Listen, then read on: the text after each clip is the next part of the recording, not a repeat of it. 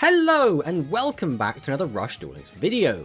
Today what we thought we'd do is update our tier list because we have had a new box. The box came out of a bit of a weird time because it came out right before the World Championship and then we were quite busy with the World Championship, so we didn't really get a chance to come up with a tier list, but now I thought it would be a good time to do it. We've had a decent amount of tournaments now with this new set. We've got to play around them for a little bit, and obviously we have also had the results from the World Championship. We got to see which decks were really thriving, which ones were really working very, very well. And I would like to take that into consideration as well. Because typically what we do is we would take a look at the tournament results and then we would extrapolate the data from there, formulate our opinions with it, and then basically have a tier list. This time, I don't fully agree with the tournament results, so we're going to do something a little bit different. We're going to be taking a little bit more input from the World Championship, and we're going to take a little bit more input from my own personal experience, because I think that will give us a more well-rounded view of how I see the meta, and I think that's going to be quite important for this. Now, what we have on screen right now, this is the last tier list that we made.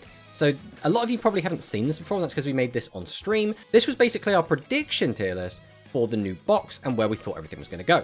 And this is how everything ended up. So first things first, I suppose we will go and take a look at the tournament results. And again, we have 5 tournaments. That's not a massive amount, but that's enough to get a bit of a feel for how things are going. And the first deck on here is Seven's Road. And this is actually quite surprising because Seven's Road hasn't received any buffs. It hasn't really got any new cards. It's kind of the same deck it's always been, and yet it is performing quite well. This could be something to do with Seven's Road having good matchups into the new decks. This could have something to do with just a lot of people playing Seven's Road, a lot of people not playing the other stronger decks, such as the E-Hero and the Light Galaxy. But for whatever reason, Seven's Road is performing very, very well. It has won the most tournaments with 2 out of 5, which is pretty good. 6 top 4 performances. It is doing exceedingly well. So I am hesitant to just bump this straight up into tier 1 because, again, using our old system, that would kind of be the direction we would go in. But I am going to comfortably bump this up to tier 2. I think Spellcasters has really shown that it is a strong deck. Now, the deck always did struggle in the past with the inability to OTK your opponent consistently, but with the release of Shiny Shady, the meta has slowed down quite a bit, and I do think Spellcaster is one of the best decks to take advantage of that. As well as the fact that Spellcasters already play so much back row hate anyway, that having all of those trap cards and being able to get rid of those trap cards is sort of the specialty of the Spellcaster deck anyway. I think the deck is reasonably consistent, it has good piercing, it's able to deal with pretty much any threat. Even if your opponent summons out the new Beastie Maximum, this deck does have a way to get through it via the Master of Seven's Road, which is also pretty cool. So I think this deck kind of does a little bit of everything. It maybe doesn't excel in any one area, like super well, but it's so well rounded that I don't think that necessarily matters. And as we've seen, it is currently the top performing deck in tournaments, and it also had a decent showing at the World Championship. It wasn't a stellar performance at Worlds, but it was used by pretty much every duelist, and it did do quite well. So the next deck on here is one of the new decks, and that is Music Princess. It's only won 1 tournament, but does have the same number of top 4 finishes as Spellcasters with 6, which is, again, that's pretty good. All things considered, for a brand new deck, that is performing quite well. Now, again, we might say that it's got that new deck factor. Maybe people don't know how to play around it yet. Maybe it's overpopulated because a lot of people want to try out the new toy. And those are all fair enough arguments, but the deck is still performing. I think, personally, I would put this up into tier 2. I think tier 2 does feel pretty good for this deck. It's kind of an all-rounder. The deck is really good at a lot of different things. So if we didn't have access to the Ballet spell card, realistically I think this deck wouldn't be that good. But because we do have access to that card, we effectively have the ability to fuse from the graveyard, we basically have an in-archetype Miracle Fusion, I think the deck is actually really strong. Being able to cheat out either of the 2 fusion monsters does so much for the deck. So one of them can just wipe out the entire back row, which is really good. Worst case scenario, you will at least force your opponent's Shady, which is still really good in its own right. And then their other fusion monster, Divine Breath, is also really powerful because it can boost its attack up to 6,000 and get that piercing, and get piercing every single turn, which is just really strong. Again, if we didn't have Ballet, I didn't think this deck would be anywhere near as strong, but because we do, it is actually really good. And that's also not even mentioning Trombeau, which is absolutely fantastic. It is one of the few ways that you can actually play around Shady. So again, you summon out one of your fusion monsters, they flip it down, then you summon out Trombeau, activate Trombeau effect, flip up your own monster back face up, and then you can activate its effect. So if that is a full orchestra, for example, you can then go ahead and wipe out the rest of your opponent's back row, which is really strong. So I do think this deck kind of does a lot. The one negative I could really think about this deck is it doesn't do too well into the maximum, at least in Engine. So there isn't a good way to just use the Music Princess cards to out this. You could play, for example, one copy of Straight Pierce and then boost up your 2400 attack boss or 2200 attack boss and then attack over it that way, but you'd have to end with only one monster. It's not really ideal. So unless you're using something like Hammer Shot or something like Talismanic Seal Array, which can get a bit awkward in this deck doesn't have a great way to deal with that maximum. But other than that, this deck is actually really, really strong, and I think a lot of people really underestimate it. So next up, we have Elemental Heroes, and again, we do have a tournament win. We do have 4 top 4 finishes. So the deck is performing fine. It's maybe slipped down a little bit to where it was before. Before it was, without a doubt, the second strongest deck. I think I'm still going to leave this where it is. I think Elemental Heroes is still in a good spot. The Elemental Circulation spell card is still just really, really powerful. Being able to turbo through your deck that quickly does allow any deck to really thrive. This deck still is able to get out the Burst Wingman to force your opponent's back row. We either get rid of them, or we do force the Shady so that when we do make our big play, which in this case is Shining Flare Wingman, we're not going to get shaded out of the way. As well as having access to that double Shining Flare Wingman play can be ridiculously powerful and can just end games out of nowhere. So I still think Elemental Heroes is one of the strongest decks, and I don't think I could take it out of tier 2.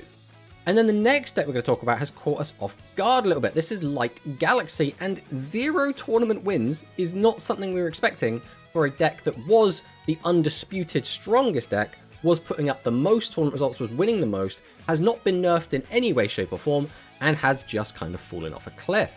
So there are a number of reasons why this could be the case. It could be that people have just gotten bored of it, it's been around for so long, maybe people just want to try out the new cards.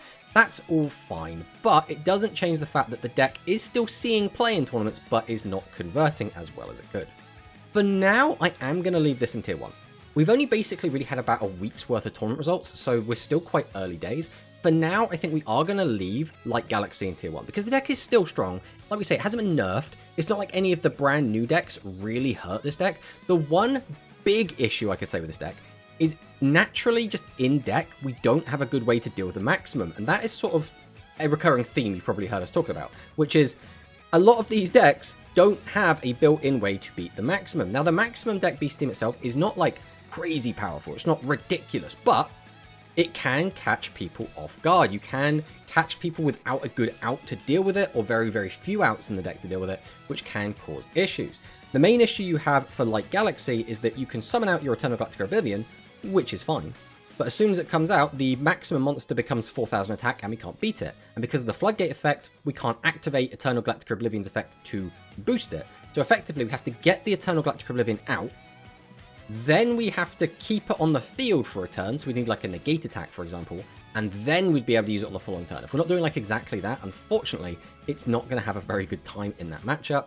Again, other than that, the deck is still as strong as it's always been. We're still able to use the ridiculous skill to basically create whatever cards we want. We're able to fix our hand using, once again, the skill. We're able to get a ton of advantage back by using something like Plora. We can use Plasma to force the opponent shady or get rid of their back row. We can still use the Leica and Eternal Play to OTK, and we can still spam Secret Order to get a bunch of 3200 vanillas, which are unaffected by shady, which is just, again, really, really good. So again, Light Galaxy is still a really strong deck. It's just fallen off in tournaments a little bit, and we're still not entirely sure why, but again, for now, we're going to leave it in tier 1. The next deck that's shown up is actually really exciting. So this is Join Tech, and Join Tech is an interesting one because this is a deck that was seen at Worlds and actually did do quite well at Worlds. This is also a deck that was seeing some tops in the last format, but never really managed to win anything, but it finally did manage to get a tournament win in Galaxy Rush 27. I think this has earned Join Tech at the very least a tier 3 spot. Join Tech, again, is a deck that it's felt pretty strong. It's been in an okay position. It's just never really felt like it had as much power as a lot of the other decks. This deck can still struggle to beat set 3, which is why we started seeing players playing more Shield Boring Kong, which is actually a really good tool to help out with the deck to get through those set 3 boards. This deck also does excel at popping your opponent's back row because Join Tech Rex is just a really powerful tool, and it can recycle, so you basically have infinite access to ways to pop your opponent's back row, which is really, really strong. As well as you can summon out the Leo, give your opponent a back row back, get back a Join Tech Rex back to your hand, summon out for 1 tribute, and then pop that new back row, and just, again, keep recycling, keep gaining resources. And it's just such a resourceful deck, and I do think that's really what sums it up the best, and for now we're going to put it in tier 3. And so the last deck we're going to talk about from the spreadsheet is Aggro, and this actually was just kind of me messing about, but I did manage to get top 8 with this list. This is basically just Dragius, but combined with the new straight Pierce spell card to basically make it a 4500 attack Piercer, realistically, we're just going to put this in Rogue. This deck is not very strong. I thought I'd mention it again because it is on the spreadsheet, and I guess it was my deck, so I just like to talk about a deck that I actually played. This deck is, again, not very good. The skill doesn't really help out in any meaningful way. We just kind of built this on a whim to see how well it would do. We did end up getting top 8, which was quite nice. We almost made it into top 4, didn't quite make it. Realistically, even if we were to perfect this build, I don't think this deck is realistically going to go anywhere. This is going to sit in Rogue. Realistically, it probably doesn't even deserve Rogue. It probably should be lower, but it's on the spreadsheet, so I thought I would mention it. It was a bit of fun.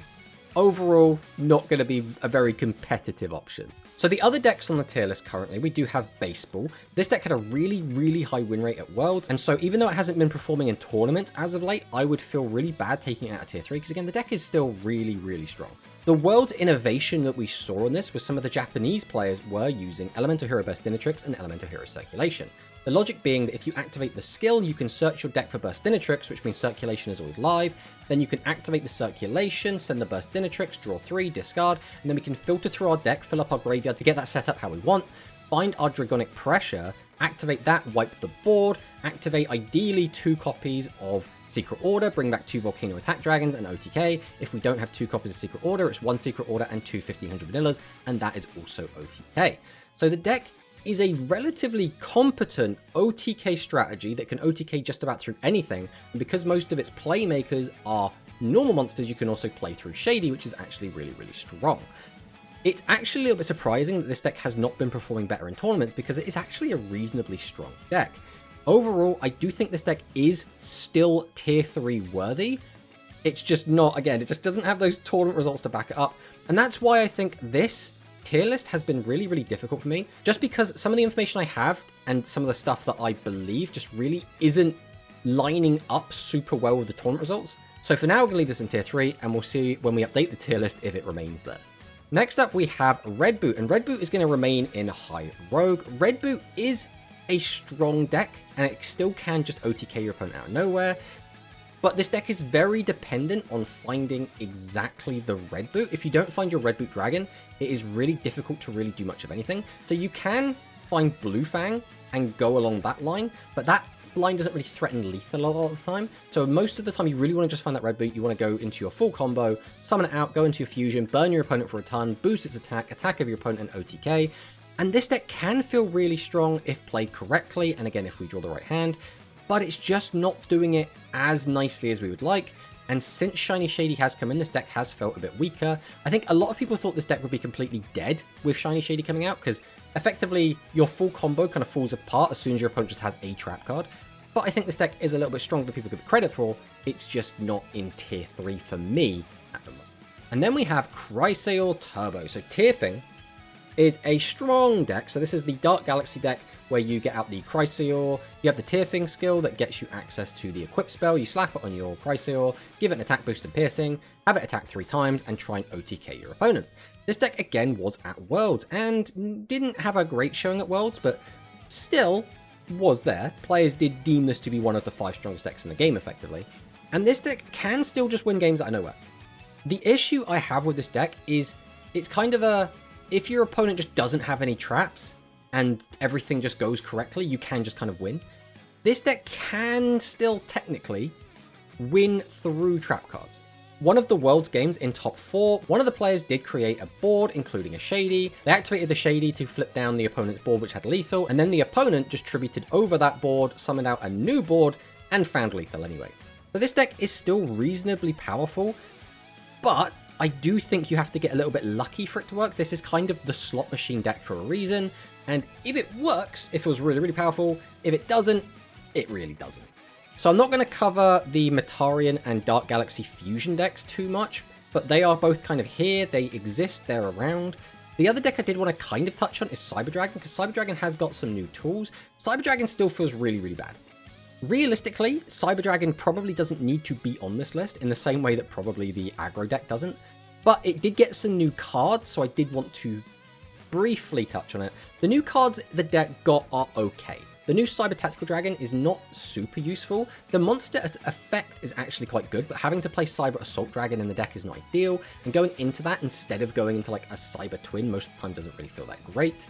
The only other card that they got was Cyber Serpent. Cyber Serpent is genuinely a really, really good card, but it really wants you to play only light machines, and we don't have a ton of great light machines right now. The main issue this deck really has is that its skill is really outdated. It really needs an updated skill, but only being able to search Fusion once per duel is really, really bad. So realistically, I wouldn't recommend playing Cyber Dragon right now, but it's still a fine deck. You can still play it, it'll be okay, but realistically, it's a really weak deck. So now we'll go on to the other brand new decks. We have seen Music Princess has sort of already proven itself. It's already got tournament win, it's already getting lots of tops. Unfortunately, we can't say the same for the other new decks. So the first one we're going to talk about is the B-Steam Magnum Maximum deck. This deck is, I mean, the deck's fine. It's very cheesy, right?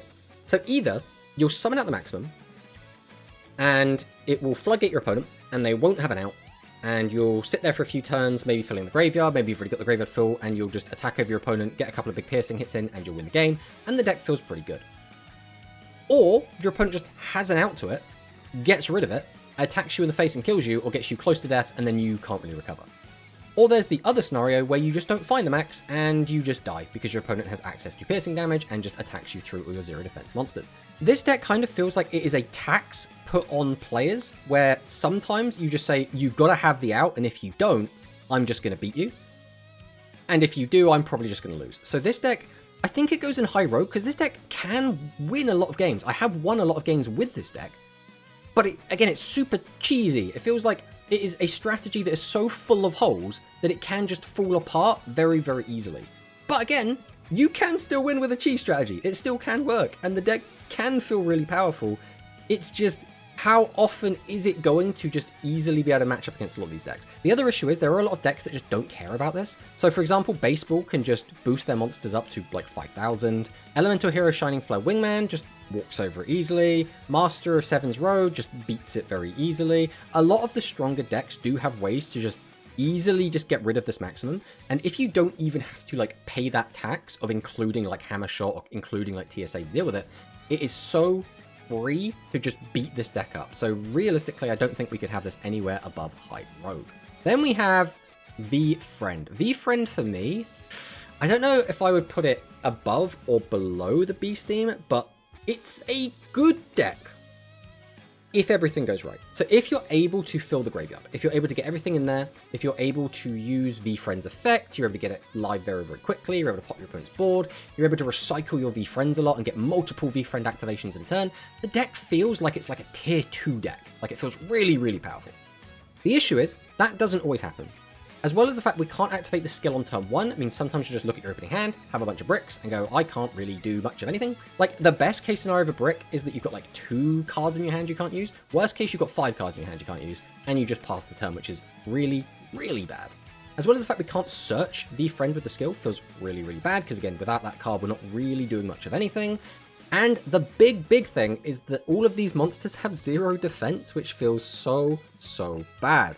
One of the games we actually played in a tournament with this deck, we were against the Music Princess deck, who changed us to defense position, and then boosted their Divine Breath up to 6,000, attacked over us for 6,000 damage. We didn't have any trap cards because we just didn't draw any, and the game was over. So having 0 defense is just, it's such a crippling weakness. It feels so, so bad. So I really like the V-Friend deck. I think it's actually not awful if it had a few things changed, but the big thing that will just never change is the fact that it will have 0 defense. And as long as there are good decks that can pierce and change battle position, this deck is always going to really, really struggle in that kind of meta. And that brings us to the last deck we're going to talk about, and that's the other Music Princess skill, the Music Fiend Pierce. Now, again, I don't think this skill has really done much of anything. It hasn't really accomplished much, but I thought we would mention it because it is technically a new skill and some people have been experimenting with this. Realistically, this is a worse version of the other skill for the most part. I don't really think this skill is going to be doing much of anything, but it's an interesting thing to brew with if you're interested. Overall, I don't think it is that great. But this is the list. I think I am quite happy with how this turned out. Overall, usually when I make one of these lists, I look at it at the end and I go, okay, this is how I feel. This is a representation of how I see the meta right now. This list just feels a little bit off, and I can't really put my finger on why. I think it's just because there is such a disconnect between this list, which is how I feel, and what the data is telling me, which is like Light Galaxy is really underperforming right now. So because of that, I think it does feel a little bit weird for me. That being said as well, again, we could rip out all of the other decks that aren't really performing right now, right? So we could quite happily take this out, we could quite happily take this out, we could quite happily take this out, and then this is probably a bit more of an accurate representation of how I see the meta right now. So having 6 tiered decks actually does seem quite nice, and I do actually think that all 6 of these decks are viable decks. These are all decks that can win tournaments. Most of these decks are decks that have won tournaments, maybe not directly in this meta, but they have won tournaments in the past. High Rogue, I think, are still, they're competitive. They could win a tournament if the stars align, but I'm not really expecting it. And then Rogue is just kind of the other decks that are just hanging out. These are kind of your fun options. But I would love to hear what you think down in the comments below. Do you think this list is complete gobbledygook? Do you think this is completely wrong? Do you think Light Galaxy should be knocked out of Tier 1? Do you think Tier 1 should be full of a bunch of decks? I would really, really love to hear your opinion. But thanks for watching the video, and I'll see you next time.